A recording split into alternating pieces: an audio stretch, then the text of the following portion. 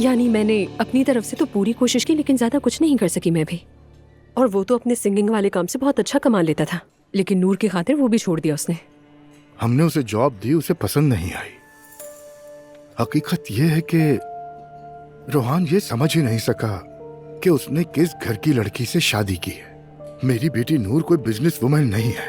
उसे business woman बनाने की कोशिश नहीं करनी चाहिए। औरत का काम शादी के बाद घर संभालना है।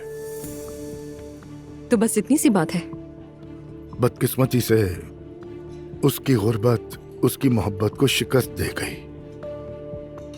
सिर्फ गुर्बत ही शिकस्त नहीं देती है, बुज़दिली भी बाज दफा हरा देती है मोहब्बत को।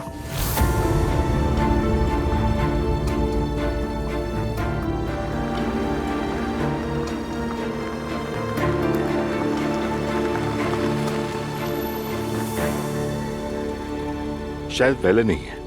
मुस्तफा ऐसा करो, तुम जाके कोई अच्छी सी मेज ढूंढो, मैं आ रहा हूं। जी चाचा।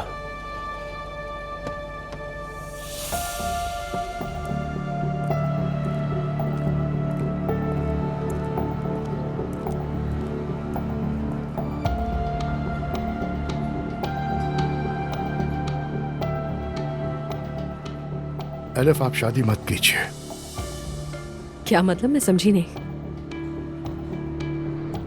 क्योंकि आपके दिल में कोई और बसा है।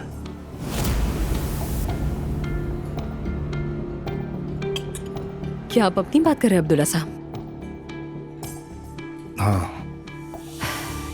किसी जमाने में ऐसा बिल्कुल था, लेकिन फिर मैंने सीखा कि बुज़दिल लोगों से मोहब्बत नहीं करनी चाहिए, और ये मेरे लिए एक बहुत अच्छा सबक रहा। शुक्रिया आपका।